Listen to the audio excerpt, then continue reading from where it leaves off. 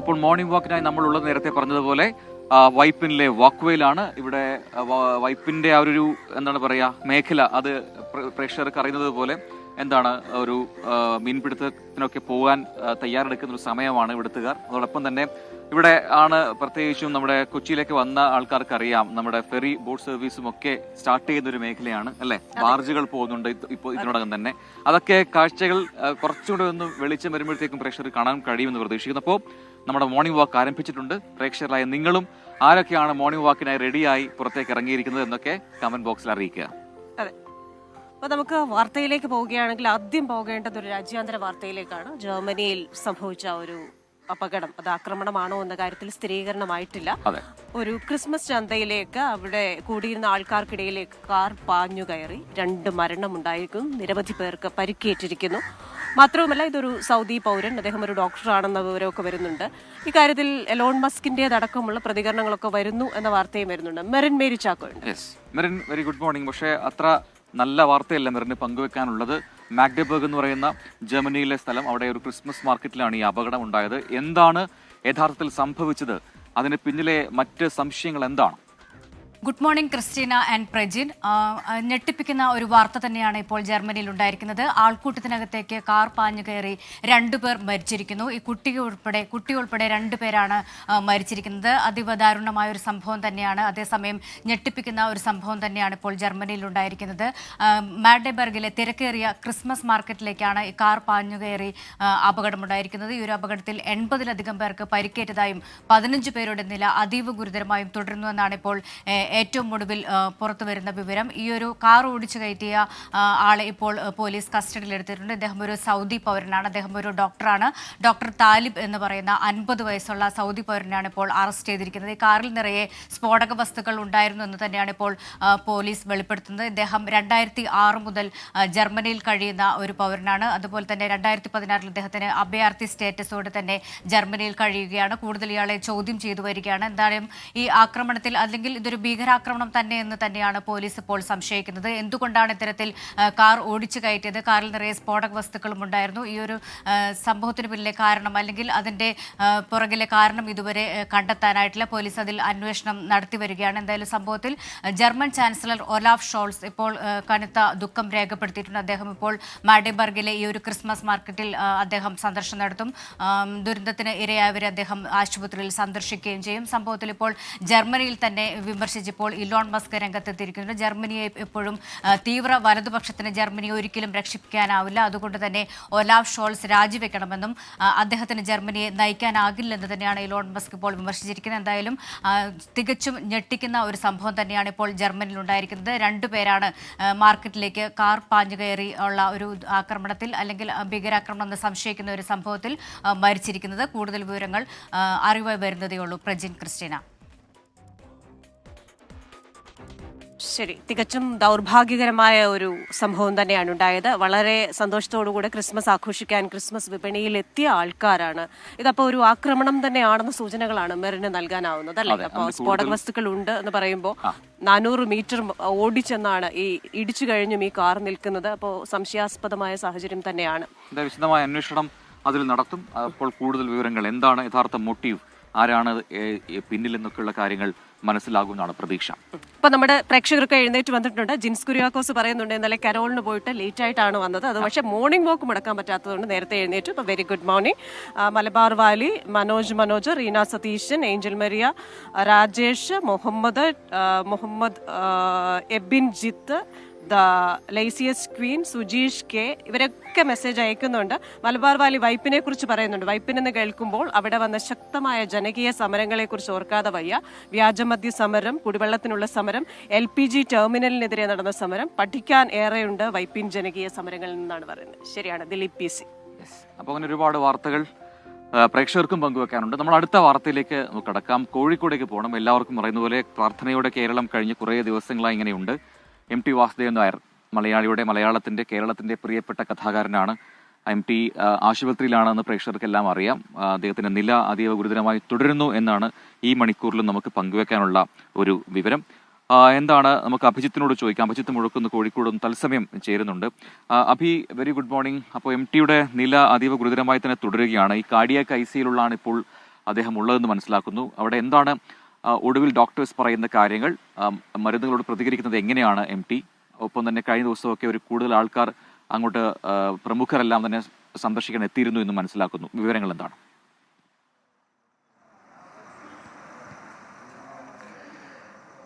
Prajin Christina, MTയുടെ ആരോഗ്യനില ഇന്നലത്തേതിന് സമാനമായി തുടരുകയാണ്. അദ്ദേഹം ഗുരുതരാവസ്ഥയിൽ തന്നെയാണ് എന്നുള്ള കാര്യമാണ് ഡോക്ടേഴ്സുമായി സംസാരിക്കുമ്പോൾ നമുക്ക് മനസ്സിലാക്കാനായി കഴിയുന്നത്. ശ്വസന സംബന്ധമായ ചില ബുദ്ധിമുട്ടുകൾ അദ്ദേഹം ഇപ്പോഴും നേരിടുന്നുണ്ട്. BP, പൾസ് ഉൾപ്പെടെയുള്ള കാര്യങ്ങൾ കുറച്ച് മെച്ചപ്പെട്ടു വരുന്നുണ്ടെങ്കിൽ കൂടി ഈ ശ്വാസമെടുക്കുന്നതിനുൾപ്പെടെ അദ്ദേഹത്തിന് നിലവിൽ നേരിയ രീതിയിലുള്ള ബുദ്ധിമുട്ട് അനുഭവപ്പെടുന്നുണ്ട്. അതിൽ നിന്നൊക്കെ അദ്ദേഹം മുക്തനായി പൂർണ്ണ ആരോഗ്യവാനായി തിരിച്ചെത്തും എന്നുള്ളൊരു വാർത്ത കേൾക്കാനുള്ള ആകാംക്ഷയിൽ, അല്ലെങ്കിൽ ആ രീതിയിലുള്ള പ്രാർത്ഥനയിൽ തന്നെയാണ് കേരളം എന്ന് പറയാതെ വയ്യ. കഴിഞ്ഞ 15-നാണ് MTയെ ഈ ശ്വാസകോശ സംബന്ധമായ അസുഖങ്ങളെ തുടർന്ന് ബേബി മെമ്മോറിയൽ ആശുപത്രിയിലേക്ക് പ്രവേശിപ്പിക്കുന്നത്. തുടർന്ന് ഇന്നലെയാണ് അദ്ദേഹത്തിൻ്റെ സ്ഥിതി അല്പം ഗുരുതരാവസ്ഥയിലേക്ക് മാറുന്നത്. ഇന്നലെ രാവിലെയോടുകൂടി ഒരു മെഡിക്കൽ ബുള്ളറ്റിൻ ആശുപത്രി അധികൃതർ പുറത്തിറക്കിയിരുന്നു. ഹൃദയസ്തംഭനമുണ്ടായി, അത് ആരോഗ്യസ്ഥിതി വഷളാക്കുന്നതിലേക്ക് കാര്യങ്ങൾ നയിച്ചു എന്നുള്ള കാര്യമാണ് അതിലെ ഈ മെഡിക്കൽ ബുള്ളറ്റിനിലുണ്ടായിരുന്നത്. പിന്നീട് നിരവധി പ്രമുഖർ പ്രജിൻ സൂചിപ്പിച്ചതുപോലെ തന്നെ ആശുപത്രിയിലേക്ക് എത്തിയിരുന്നു. മന്ത്രിമാരുൾപ്പെടെ സാമൂഹിക സാംസ്കാരിക രംഗത്തെ നിരവധി പേർ ആശുപത്രിയിൽ എത്തുകയും അദ്ദേഹത്തെ കാണുകയും അദ്ദേഹത്തിൻ്റെ ആരോഗ്യനിലയെക്കുറിച്ചുള്ള കാര്യങ്ങൾ അത് മാധ്യമങ്ങളുമായി പങ്കുവയ്ക്കുകയൊക്കെ ചെയ്തിരുന്നു. ഏതായാലും ഇന്നിപ്പോൾ ഡോക്ടേഴ്സ് പറയുന്നത് കഴിഞ്ഞ ദിവസത്തിന് സമാനമായ രീതിയിൽ തന്നെയാണ് തുടരുന്നത്. അതായത് സ്ഥിതി മോശമായിട്ടുമില്ല, അല്ലെങ്കിൽ അല്പം മെച്ചപ്പെട്ടിട്ടുമില്ല. നിലവിൽ ആ ഒരു രീതിയിൽ തന്നെ മുന്നോട്ട് പോവുകയാണ്. ഇന്ന് അതിൽ ഒരു മാറ്റമുണ്ടാകും, അതിലൊരു കൂടുതൽ ആരോഗ്യവാനായി അദ്ദേഹം മാറും എന്നുള്ളൊരു പ്രതീക്ഷ കൂടി, അല്ലെങ്കിൽ ആ രീതിയിലുള്ളൊരു കാര്യം കൂടിയാണ് ഇപ്പോൾ ഡോക്ടേഴ്സുമായൊക്കെ സംസാരിക്കുമ്പോൾ അവർ പങ്കുവയ്ക്കുന്നത്. ഇന്നും ഇവിടേക്ക് അദ്ദേഹത്തെ കാണുന്നതിനായി സാമൂഹിക സാംസ്കാരിക രാഷ്ട്രീയ രംഗത്തെ പ്രമുഖരെത്തുമെന്നാണ് നമ്മൾ മനസ്സിലാക്കുന്നത്. ഇന്നലെ വൈകിട്ടോടുകൂടിയാണ് രണ്ടാമത്തെ മെഡിക്കൽ ബുള്ളറ്റിൻ ആശുപത്രി അധികൃതർ പുറത്തിറക്കിയത്. അതിലും അദ്ദേഹത്തിൻ്റെ ആരോഗ്യനിലയെക്കുറിച്ച് കൃത്യമായ സൂചനയുണ്ടായിരുന്നു. നേരത്തേതിൽ നിന്ന് വ്യത്യസ്തമല്ല, തൽസ്ഥിതി തുടരുന്നു എന്നുള്ള കാര്യമാണ് ഏറ്റവും ഒടുവിൽ പുറത്തിറക്കിയ മെഡിക്കൽ ബുള്ളറ്റിനിൽ ആശുപത്രി അധികൃതർ വ്യക്തമാക്കിയത്. ഏതായാലും അല്പസമയത്തിനകം മറ്റൊരു മെഡിക്കൽ ബുള്ളറ്റിൻ കൂടി പുറത്തിറക്കുമെന്നാണ് നമ്മൾ മനസ്സിലാക്കുന്നത്. ഏറ്റവും ഒടുവിൽ നമുക്ക് ലഭിക്കുന്ന വിവരമനുസരിച്ച് അദ്ദേഹത്തിന് ശ്വസന സംബന്ധമായ ചില ബുദ്ധിമുട്ടുകൾ നേരിടുന്നുണ്ട്. ഏതായാലും കേരളം ഒന്നാകെ അദ്ദേഹത്തിൻ്റെ ആ ഒരു തിരിച്ചുവരവിന് വേണ്ടി കരുത്തോടുകൂടി അദ്ദേഹം കൂടുതൽ ആരോഗ്യവാനായി തിരിച്ചെത്തും എന്നുള്ളൊരു വാർത്ത കേൾക്കാനായി പ്രതീക്ഷയോടെ കാത്തിരിക്കുകയാണ്. പ്രജിൻ, ക്രിസ്റ്റീന. ശരി അഭി, എന്തായാലും അത് തന്നെയാണ് നമ്മുടെ എല്ലാം പ്രതീക്ഷ. നമ്മെ ഭ്രമിപ്പിച്ച വ്യക്തിയാണ്. അപ്പോൾ അദ്ദേഹത്തിന് ദൈവം ആയുസ് നീട്ടിക്കൊടുക്കട്ടെ എന്ന് നമുക്ക് പ്രതീക്ഷിക്കാം. ഷീന ജോൺ പറയുന്നത് പോലെ നല്ല വാർത്തകൾ വായിക്കാൻ, നല്ല വാർത്തകൾ അത് കേൾക്കാൻ അത് നമുക്ക് സാധിക്കട്ടെ എന്ന ശുഭപ്രതീക്ഷയോടെ ഗുഡ് മോർണിംഗ് എന്ന് പറയുന്നു ഷീന ജോൺ. അങ്ങനെ ഒരുപാട് പേർ പ്രേക്ഷകർ തന്നെ അത്തരം ശുഭപ്രതീക്ഷകൾ രാവിലെ തന്നെ പങ്കുവെക്കുന്നുണ്ട് എന്നുള്ളതാണ് യാഥാർത്ഥ്യം. പിന്നെ കൊച്ചിയിൽ മാത്രം കിടന്ന് കറങ്ങില്ലേ, നമ്മുടെ നാട്ടിലേക്കും വാ എന്ന് ഹിലാർ എന്ന് പറയുന്നൊരു പ്രേക്ഷകൻ പറയുന്നു. വരാമല്ലോ. അപ്പൊ നമ്മുടെ ബൽറാം നെടുങ്ങാടി കുറച്ച് വാർത്തകൾ, ഒരു പിടി വാർത്തകൾ ഷെയർ ചെയ്യുന്നത് നമുക്ക് പെട്ടെന്നൊന്ന് പറഞ്ഞു പോകാം. പുതിയ വാർത്തകളാണ്. നേപ്പാളിൽ ഭൂചലനം ഉണ്ടായിരിക്കുന്നു. റിക്ടർ സ്കെയിലിൽ 4.3 തീവ്രത രേഖപ്പെടുത്തിയിട്ടുണ്ട്. ഇന്ത്യൻ സമയം പുലർച്ചെ 3:59 ഭൂചലനം ഉണ്ടായത്. ഭൗമോപരിതലത്തിൽ നിന്നും 10 കിലോമീറ്റർ താഴെയാണ് പ്രഭവ കേന്ദ്രം. അതുപോലെ തന്നെ സ്കൂളുകളിൽ കർശന പരിശോധന നടത്താൻ നിർദ്ദേശവുമായി ഡൽഹി മുനിസിപ്പൽ കോർപ്പറേഷൻ. അനധികൃത ബംഗ്ലാദേശി കുടിയേറ്റക്കാരുടെ കുട്ടികളെ കണ്ടെത്താനാണ് നിർദ്ദേശം. ഈ വാർത്തയുടെയൊക്കെ വിശദാംശങ്ങളിലേക്ക് നമുക്ക് പോകാം. പ്രധാനമന്ത്രി നരേന്ദ്രമോദി ഇന്ന് കുവൈറ്റിലേക്ക് പോകുന്നു. ഇന്ത്യൻ സമൂഹ പ്രതിനിധികളുമായി പ്രധാനമന്ത്രിയുടെ കൂടിക്കാഴ്ച നടത്തും എന്നൊക്കെ അറിയുന്നുണ്ട്. അത്തരം വാർത്തകൾ കൂടി ഈ മണിക്കൂറിൽ പുറത്തു വരുന്നുണ്ട്. ഇപ്പോൾ വയനാട്ടിൽ നമ്മുടെ സുർജി കാത്തുനിൽപ്പുണ്ട്. മുണ്ടക്കൈ ചൂരൽമല ഉരുൾപൊട്ടൽ പുനരധിവാസ കരട് പട്ടിക തയ്യാറായി. പക്ഷെ പട്ടിക പുറത്തു വന്നപ്പോൾ തന്നെ കല്ലുകടി തുടങ്ങുകയും ചെയ്തു. പട്ടികയിൽ അപാകതയുണ്ടെന്നാണ് ദുരന്തബാധിതർ പറയുന്നത്. സുജിത്ത് അയ്യപ്പത്ത് വയനാട്ടിൽ നിന്ന് ചേരുന്നു തത്സമയം. Sujith, very good morning. പുറത്തു വന്നിരിക്കുന്നത് ഒരു അന്തിമ പട്ടികയല്ല, കരട് പട്ടികയാണ്, ആദ്യഘട്ട പട്ടികയാണ്. 388 കുടുംബങ്ങൾ ആ പട്ടികയിൽ ഉൾപ്പെട്ടിട്ടുണ്ട്. പക്ഷേ അതിൽ തന്നെ ആക്ഷേപങ്ങൾ ഉണ്ടെങ്കിൽ 10 ദിവസത്തിനകം പരാതി നൽകാനുള്ള അവസരം കൂടിയുണ്ട്. സ്വാഭാവികമായും അത്തരം പരാതികൾ പ്രതീക്ഷിക്കുന്നുണ്ട് സർക്കാർ. ഇപ്പോൾ എന്താണ് ഈ ഇരട്ടിപ്പുണ്ട് എന്നതാണ് പ്രധാനമായും ആക്ഷേപം, അല്ലേ? ഇരട്ടിപ്പ് മാത്രമല്ല, അർഹരായ പലരും ഈ പട്ടികയിൽ ഉൾപ്പെട്ടിട്ടില്ല എന്നുള്ളതാണ് പ്രധാനപ്പെട്ട ആക്ഷേപം. പ്രജിൻ, ക്രിസ്റ്റീന, എന്തായാലും ഇതുമായി ബന്ധപ്പെട്ട് ഈ 2 സമിതികളുണ്ട്. ആ സമിതി ഗ്രൂപ്പുകളിൽ വലിയ രീതിയിലുള്ള ചർച്ചയാണ്. ഒരു 10, 11, 12 വാർഡ് തല സമിതി ഒരു ഗ്രൂപ്പ്, വാട്സപ്പ് ഗ്രൂപ്പ് ഈ ദുരന്തബാധിതരുടേതായിട്ടുണ്ട്. അതായത് നേരിട്ട് എഫക്റ്റഡ് ആയിട്ടുള്ള ആളുകളുടെ ഗ്രൂപ്പാണ്. മറ്റൊന്ന് ജനശബ്ദം എന്ന് പറയുന്ന മറ്റൊരു വാട്സപ്പ് ഗ്രൂപ്പ് കൂടിയുണ്ട്. ഇതിലെല്ലാം തന്നെ ഈ വിഷയവുമായി ബന്ധപ്പെട്ട് വലിയ ചർച്ചയാണ് ഇന്നലെ ഈ ലിസ്റ്റ് പുറത്തു വന്ന ശേഷം ഉണ്ടായിരിക്കുന്നത്. അതിൽ പറയുന്നത് ഏറ്റവും പ്രധാനപ്പെട്ട ആരോപണം. 388 പേരുടെ ലിസ്റ്റാണ് നിലവിൽ ആദ്യഘട്ടത്തിൽ ഈ പുനരധിവാസത്തിന്റെ ഭാഗമായി പരിഗണിക്കുന്നത്. മാനന്തവാടി സബ് കളക്ടർക്കായിരുന്നു ഇതുമായി ബന്ധപ്പെട്ട ചുമതല. ഇതിൽ ജിയോ റഫറൻസ് ഉൾപ്പെടെയുള്ള വിവരങ്ങൾ സമാഹരിച്ചുകൊണ്ട് KSEBയുടെ അടക്കമുള്ള വിവരങ്ങൾ സമാഹരിച്ചുകൊണ്ടാണ് ഇത്തരത്തിൽ ഒരു ലിസ്റ്റ് തയ്യാറാക്കിയത്. നേരത്തെ ഗ്രാമപഞ്ചായത്ത് ഒരു ലിസ്റ്റ് തയ്യാറാക്കിയിരുന്നു. അതിൽ 500-ലേറെ പേർ ഉണ്ടായിരുന്നു എന്നുള്ളതാണ്. പക്ഷേ ഈ ലിസ്റ്റ് വന്നപ്പോൾ അതിൻ്റെ ആദ്യഘട്ട പരിഗണനയിൽ വരുന്ന 388 പേരുടെ ലിസ്റ്റിൽ തന്നെ പലരുടെയും ഇരട്ടിപ്പായിട്ടുണ്ട്. അതായത് നേരത്തെ ഒരു കുടുംബത്തിലെ തന്നെ 2 പേരുടെ പേരുകൾ, ചിലർ ഒരു കുടുംബം തന്നെ പൂർണ്ണമായും ഇല്ലാതായ അവസ്ഥയുണ്ട്. അത്തരം ആളുകളുടെ പേരുകൾ കൂടി ഇതിനകത്തുണ്ട്.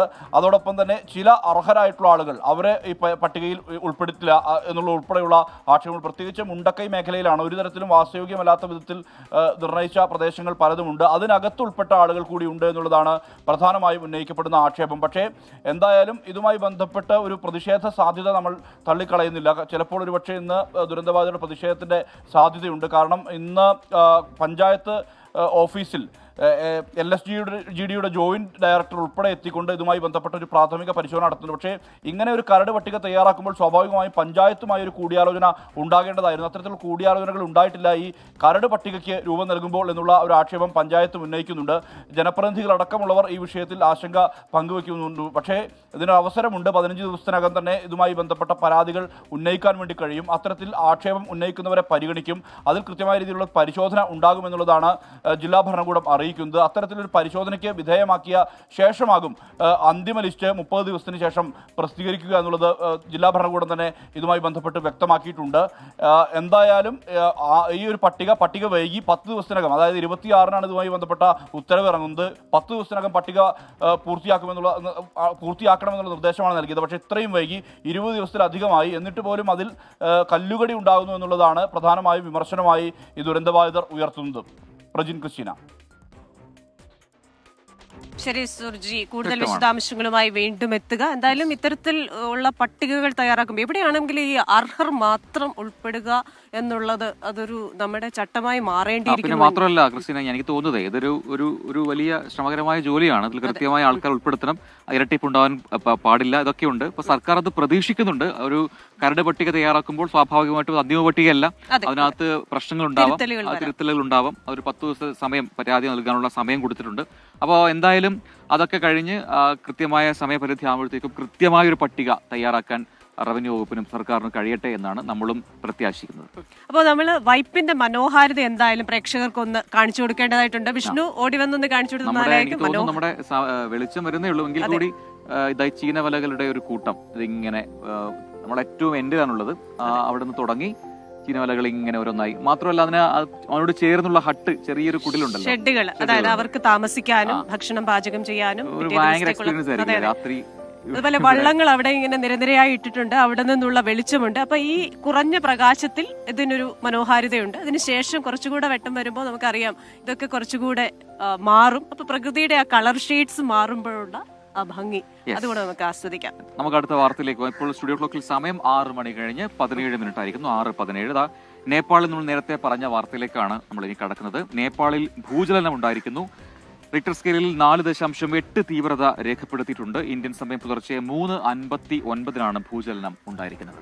ബൽറാം നെടുങ്ങാടിയാണ് വിശദാംശങ്ങളുമായി ചേരുന്നത്. Balram, good morning. നേപ്പാളിലെ ഭൂചലനം അതൊരു മോഡറേറ്റ് വിഭാഗത്തിൽ പെടുത്താവുന്ന 4.8 തീവ്രത രേഖപ്പെടുത്തിയ ഭൂചലനമാണെന്ന് മനസ്സിലാക്കുന്നു. കൂടുതൽ വിവരങ്ങൾ എന്തൊക്കെയാണ്? Very good morning Christian, Prajin.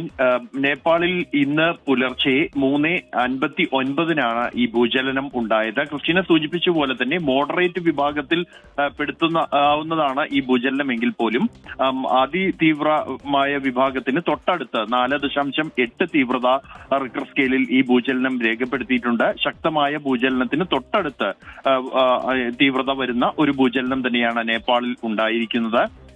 ഈ ഭൂകമ്പത്തിന്റെ പ്രഭവ കേന്ദ്രം തലസ്ഥാനമായ കാഠ്മണ്ഡുവിന് അടുത്ത് ജുംലയാണ് എന്നാണ് ഇതുമായി ബന്ധപ്പെട്ട് നാഷണൽ സെന്റർ ഫോർ സീസ്മോളജി അറിയിക്കുന്നത്. അതോടൊപ്പം തന്നെ ഭൗമോപരിതലത്തിൽ നിന്നും 10 കിലോമീറ്റർ മാത്രം ആഴത്തിലാണ് ഈ ഭൂകമ്പത്തിന്റെ പ്രഭവ കേന്ദ്രം എന്നും അറിയിക്കുന്നു. അതായത് താരതമ്യേന ഭൗമോപരിതലത്തോട് അടുത്ത് ആണ് ഈ ഭൂകമ്പത്തിന്റെ പ്രഭവ കേന്ദ്രം എന്നുള്ളത് ഇത് മൂലമുണ്ടാകുന്ന ആഘാതങ്ങൾ വർദ്ധിപ്പിക്കാനുള്ള സാധ്യതയുണ്ട്. നിലവിൽ നേപ്പാളിൽ നിന്നും ഈ ഭൂകമ്പവുമായി ബന്ധപ്പെട്ട മറ്റ് അപകടങ്ങളോ മറ്റ് അത്യാഹിതങ്ങളോ സംഭവിച്ചതായുള്ള റിപ്പോർട്ടുകൾ പുറത്തു വന്നിട്ടില്ല. അതേസമയം ഈ മേഖലയിൽ കൂടുതലായും ആൾതാമസം ഇല്ലാത്ത ഒരു പ്രദേശമാണ് ഈ ഭൂകമ്പത്തിന്റെ പ്രഭവ കേന്ദ്രം എന്നുമാണ് പ്രാഥമികമായി ലഭിക്കുന്ന വിവരം. മറ്റ് വിശദാംശങ്ങൾ, അപകടങ്ങളോ മറ്റോ സംബന്ധിച്ചുള്ള വിശദാംശങ്ങൾ അത്തരത്തിൽ സംഭവിച്ചിട്ടുണ്ടെങ്കിൽ വരും മണിക്കൂറുകളിൽ ലഭ്യമാകുമെന്നാണ് പ്രതീക്ഷിക്കുന്നത്.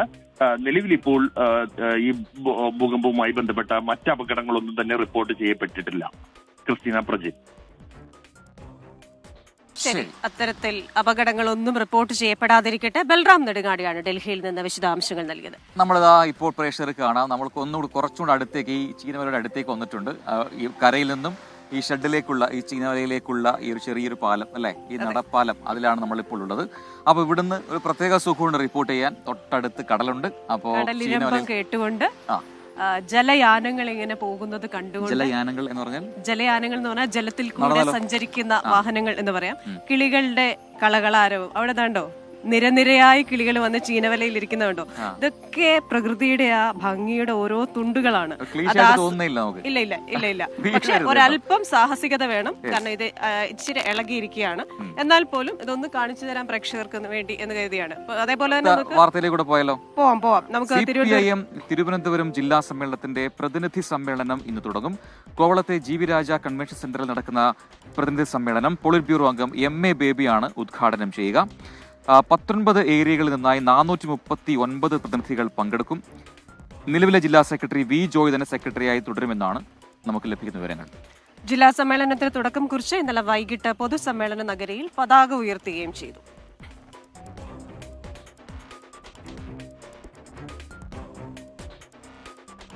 ഇനി തിരുവനന്തപുരത്ത് നിന്ന് വയനാട്ടിലേക്ക് പോയി കഴിഞ്ഞാൽ അവിടെയും CPIM വയനാട് ജില്ലാ പ്രതിനിധി സമ്മേളനത്തിന് തുടക്കമാവുകയാണ്. സുൽത്താൻ ബത്തേരി എടത്തറ ഓഡിറ്റോറിയത്തിൽ രാവിലെ 10 മണിക്കാണ് സമ്മേളനം തുടങ്ങുക. പോളിറ്റ് ബ്യൂറോ അംഗം A. വിജയരാഘവൻ ഉദ്ഘാടനം ചെയ്യും. 217 പ്രതിനിധികളാണ് സമ്മേളനത്തിന്റെ ഭാഗമാവുക. തിങ്കളാഴ്ച ഉച്ചവരെയും സമ്മേളനം തുടരും.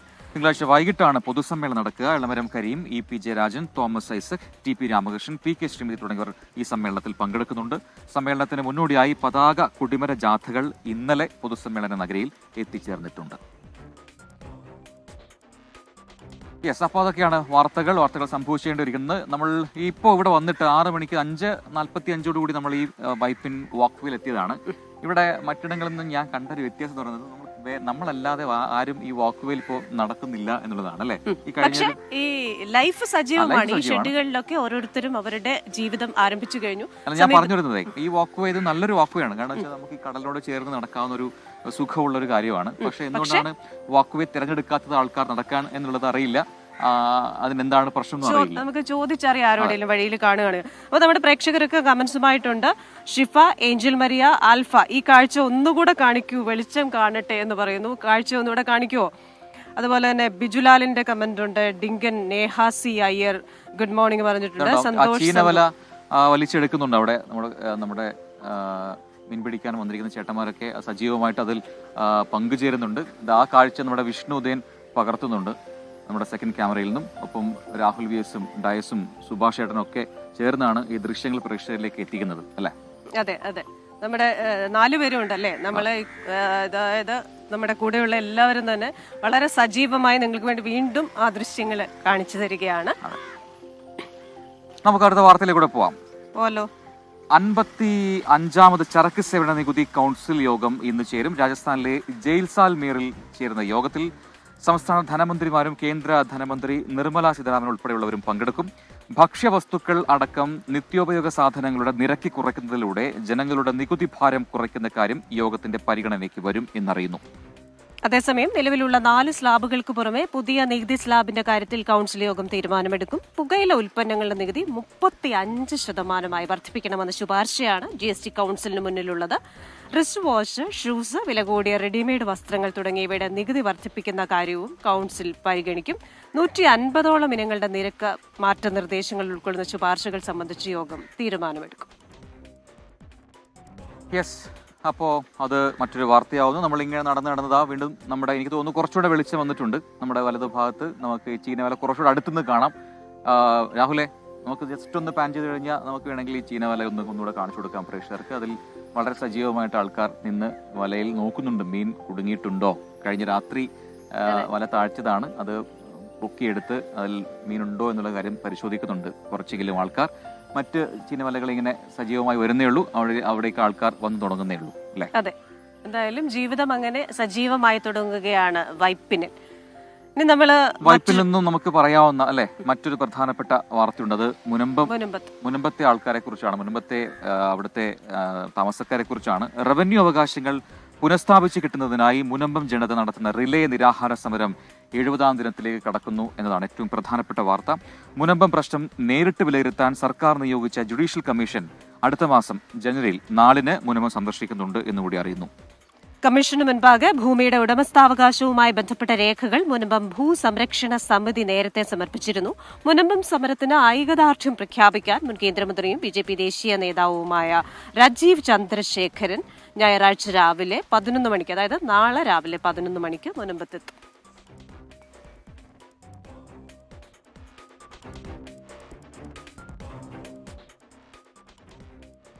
ഇനി നമ്മൾ മറ്റൊരു വാർത്തയിലേക്ക് വളരെ പെട്ടെന്ന് പോകുന്നു. സ്റ്റുഡിയോ ക്ലോക്കിൽ ഒരിക്കൽ കൂടി സമയം പറയാം. 6:25 ആവുന്നുണ്ട്. നമ്മുടെ മോർണിംഗ് വാക്ക് ആരംഭിച്ചിട്ട് അരമണിക്കൂർ ആവുന്നു. നിങ്ങൾ എത്ര പേർ മോർണിംഗ് വാക്കിനായി ഇറങ്ങിയിട്ടുണ്ട് എന്ന് കൂടി അറിയിക്കുക. ഇന്നലെ നമ്മുടെ മനസാക്ഷിയെ ഞെട്ടിച്ചൊരു വാർത്ത വന്നതാണ്. നമ്മൾക്ക് ഞെട്ടലുണ്ടാക്കിയ വാർത്തയാണ്. ആ വാർത്തയുടെ അപ്ഡേറ്റിലേക്കാണ് നമ്മൾ ഇനി പോകുന്നത്. പറഞ്ഞിരുന്നത് ഇടുക്കി കട്ടപ്പനയിൽ ആത്മഹത്യ ചെയ്ത നിക്ഷേപകനെ CPIM മുൻ ഏരിയ സെക്രട്ടറി ഭീഷണിപ്പെടുത്തുന്ന ശബ്ദരേഖ കൂടി അതിന് പിന്നാലെ പുറത്തു വരുന്നു എന്നുള്ളതാണ്. ആ ശബ്ദരേഖ 24-ന് ലഭിച്ചിട്ടുണ്ട്. സാബു അടിമേടിക്കുമെന്ന് മുൻ ഏരിയ സെക്രട്ടറി സജി പറയുന്നതാണ് ഈ ശബ്ദരേഖയിൽ ഉള്ളത്.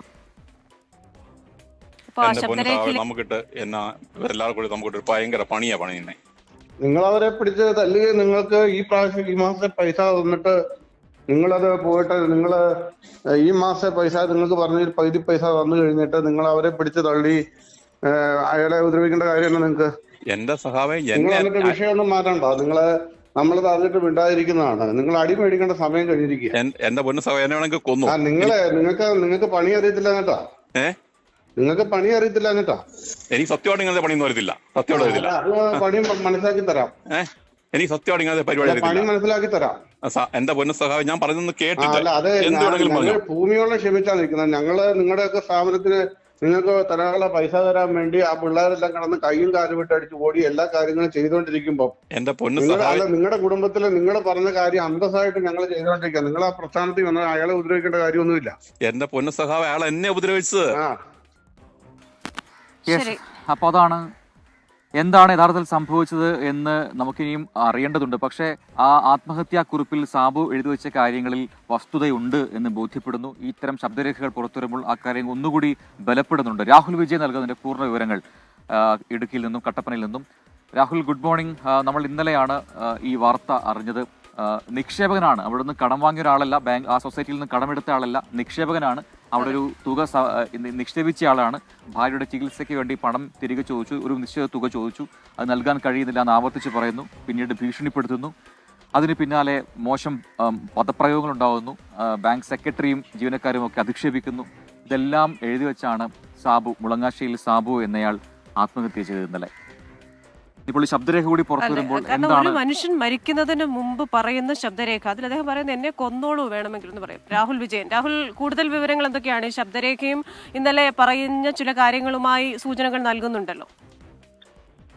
പ്രജിൻ കൃഷ്ണ, ഇതിൽ ഏറ്റവും പ്രധാനപ്പെട്ട കാര്യം ഈ ബാങ്കിലുണ്ടായ പ്രശ്നം കട്ടപ്പന മുൻ CPIMന്റെ ഏരിയ സെക്രട്ടറി സജിയോട് വിളിച്ച് പറയുന്ന ശബ്ദ സന്ദേശമാണ് ഈ പുറത്തു വന്നിരിക്കുന്നത്. അതിൽ അദ്ദേഹത്തിന്റെ വിഷമങ്ങളെല്ലാം തന്നെ പറയുന്നുണ്ട്. സാബുവിന്റെ വിഷമങ്ങളെല്ലാം തന്നെ പറയുന്നുണ്ട്. ഇങ്ങനെ ബാങ്കിൽ ചെന്നപ്പോഴുള്ള പ്രശ്നങ്ങളും പണം ചോദിച്ചപ്പോൾ ഉണ്ടായ ബുദ്ധിമുട്ടുകളൊക്കെ പറയുന്നുണ്ട്. അപ്പോൾ അത്ര ശുഭകരമല്ലാത്ത രീതിയിലാണ് സാബുവിനോട് ഈ CPIMന്റെ മുൻ ഏരിയ സെക്രട്ടറി പ്രതികരിച്ചതെന്നുള്ളതാണ് ഏറ്റവും പ്രധാനപ്പെട്ട കാര്യം. ബാങ്കിന് ഒരുപാട് ബുദ്ധിമുട്ടുകൾ ഉണ്ട് എന്നുള്ളതാണ് അദ്ദേഹത്തിന്റെ പ്രതികരണം. അതായത് ബാങ്ക് CPIMന്റെ മുൻ ഏരിയ സെക്രട്ടറിയുടെ പ്രതികരണം. പാർട്ടി ഓഫീസിൽ ജീവനക്കാരുടെ മുൻപിൽ വെച്ച് ഭീഷണിപ്പെടുത്തി എന്നുള്ളതാണ് ഏറ്റവും പ്രധാനമായി പറയുന്നത്. വേണമെങ്കിൽ തന്നെ കൊന്നോളൂ എന്നടക്കമുള്ള കാര്യങ്ങൾ സാബു പറയുന്നുണ്ട്. ബാങ്കുകാര് തന്നെ പിടിച്ചു തള്ളി, അങ്ങനെയല്ല കാര്യങ്ങൾ. ബാങ്കിൽ CPMന്റെ പ്രതിനിധികളോട് ബാങ്ക് ജീവനക്കാർ പറഞ്ഞിരിക്കുന്നതല്ല യഥാർത്ഥ കാര്യം എന്നുള്ളതാണ് ഏറ്റവും പ്രധാനമായും ഈ സാബു പറയുന്നത്. അതായത് ഈ ഫോൺ കോളിന് മുൻപ് തന്നെ ബാങ്കിലെ ജീവനക്കാർ CPMന്റെ ഏരിയ സെക്രട്ടറിയോട് വിളിച്ച് കാര്യങ്ങൾ പറഞ്ഞിട്ടുണ്ട്. ഈ സംഭവങ്ങളെല്ലാം തന്നെ അറിഞ്ഞിട്ടുണ്ട്. സാബു ബാങ്ക് ജീവനക്കാരെ മർദ്ദിച്ചു എന്നടക്കമുള്ള കാര്യങ്ങളാണ് ബാങ്ക് ജീവനക്കാർ CPMന്റെ ഏരിയ സെക്രട്ടറി ആയിരുന്ന ആളോട് പറഞ്ഞിരുന്നത്. പക്ഷെ സാബു അതെല്ലാം തിരുത്തി പറയുകയാണ്. വലിയ തരത്തിലുള്ള ബുദ്ധിമുട്ട് അനുഭവപ്പെടുന്നുണ്ട് എന്ന് പറയുന്നുണ്ട്. സാബുവിന് ഇത്തരത്തിലുള്ള കടികളൊന്നും അറിയില്ല. സാബു അടികൊള്ളേണ്ട സമയം കഴിഞ്ഞു എന്നടക്കമുള്ള ഭീഷണിയും ഈ മുൻ ഏരിയ സെക്രട്ടറി സജിയുടെ ഭാഗത്തു നിന്നുണ്ടായി എന്നുള്ളതാണ് ഏറ്റവും പ്രധാനപ്പെട്ട കാര്യം. പാർട്ടി ഓഫീസ് പണിത പേരിൽ തനിക്ക് 80 ലക്ഷം കിട്ടാനുണ്ടെന്ന് മുൻ പാർട്ടി സെക്രട്ടറി ഏരിയ സെക്രട്ടറി പറയുകയും ചെയ്യുന്ന ഒരു സാഹചര്യം. അതായത് തനിക്ക് കിട്ടാനുള്ള 1.5 ലക്ഷം രൂപ അല്ലെങ്കിൽ 2 ലക്ഷം രൂപ അത്ര വലിയ സംഭവമല്ല എന്നുള്ളതാണ് ഒരാവശ്യം പറഞ്ഞ് വിളിച്ചപ്പോൾ ഈ മുൻ ഏരിയ സെക്രട്ടറി പറഞ്ഞത് എന്നുള്ളതാണ് ഏറ്റവും ദുഃഖകരമായ കാര്യം. എന്തായാലും ഒരു പ്രശ്നം വന്നപ്പോൾ ഈ പാർട്ടിക്കാരും തന്നെ സാബുവിന്റെ കൂടെ ഉണ്ടായിരുന്നില്ല എന്നുള്ളതാണ് ഈ ശബ്ദ സന്ദേശത്തിൽ നിന്ന് മനസ്സിലാക്കാൻ കഴിയുന്നത്. മാത്രമല്ല വലിയ തരത്തിലുള്ള ബുദ്ധിമുട്ട് സാബുവിന് ഉണ്ടാവുകയും ചെയ്തു എന്നുള്ളത് ഈ ശബ്ദ സന്ദേശത്തിൽ നിന്ന് ബോധ്യമാവുകയും ചെയ്തിട്ടുണ്ട്. ശരി, രാഹുൽ വിജയനാണ് വാർത്തയുടെ അപ്ഡേഷനുമായി. കാരണം കൃത്യമായിട്ട് ഭീഷണിപ്പെടുത്തുന്ന രീതിയിൽ തന്നെയാണ് ഏരിയ സെക്രട്ടറി സംസാരിച്ചത്. അടിമേടിക്കേണ്ട സമയം കഴിഞ്ഞു എന്നൊക്കെ ഒരു ഫോണിൽ വിളിച്ച് പറയുക എന്ന് പറയുമ്പോൾ നമുക്ക് എന്താണ് സാബു ആത്മഹത്യാക്കുറിപ്പിൽ പറഞ്ഞിരിക്കുന്നത്, അത് ഏതാണ്ട് അതിൽ വസ്തുതയുണ്ട്, സത്യമാണ് എന്ന് തെളിഞ്ഞൊളിഞ്ഞു വരികയാണ്. സമയം 6:30 നമ്മുടെ കമന്റ് ബോക്സിൽ നിരവധി പേര് വരുന്നിട്ടുണ്ട്. ഡിങ്കന്റെ പേര് നമ്മൾ കണ്ടുപിടിച്ചു. ഡിങ്കൻ പറയുന്നു ഐ ആം ആന്റണി. അപ്പോൾ കായലിന്റെ സൈഡിൽ പോകുമ്പോൾ അത് നല്ല ലൊക്കേഷൻ ആണെന്ന് പറയുന്നുണ്ട്. ആരാധ്യാദേവൻ മനോഹരമായ ഭൂമിയെ പറ്റി പറയുന്നുണ്ട്. ഫസീല പാറയിൽ ഗുഡ് മോർണിംഗ് പറയുന്നുണ്ട്. റഷീദ പറയുന്നു പ്രജിൻ ക്രിസ്റ്റീന, ഞാൻ ജോലി തിരക്കിലായി പോയി, ബ്രേക്ക്ഫാസ്റ്റ് ഉണ്ടാക്കുന്ന തിരക്കാണ് ഇവിടെ. അവിടെ ടൈം 9 മണിയായെന്ന് പറയുന്നു. ആശ ഇവിടെ അല്ല, ഇന്ത്യക്ക് പുറത്താണെന്ന്. അപ്പോൾ മിനി ചേച്ചി പറയുന്നുണ്ട് എന്റെ കമന്റ് വായിക്കുന്നില്ല. അരുൺ ഷിബു പറയുന്നുണ്ട് I am your new subscriber, വേഗം വന്നോളൂ, കൂടുതൽ പേര് വരട്ടെ. ഷാഹിന, കൃപാൽ സിംഗ്, റഷീദ അരിയിടാൻ പോകുന്നു, വേഗം പോയി അരിയിട്ടിട്ട് വരും. സുലൈമാൻ അബ്ദുൽ ഖാദർ, ഷമി സുലൈമാൻ രണ്ടുപേരും നമ്മളോടൊപ്പം നടക്കുന്നു എന്ന് പറയുന്നു. ഷീജ MK, സുനേഷ് വലിയ വീട്ടിൽ, നീതു KU, കമറുദ്ദീൻ, ബിജുലാൽ ഇവരൊക്കെ കമന്റ്സ് അയക്കുന്നുണ്ട്. അപ്പോൾ എല്ലാവർക്കും താങ്ക് യു. ഒരു ബ്രേക്ക് എടുക്കണമെന്ന് നമ്മുടെ അരുൺ കുളക്കട പറയുന്നുണ്ട്. അപ്പൊ ബ്രേക്ക്.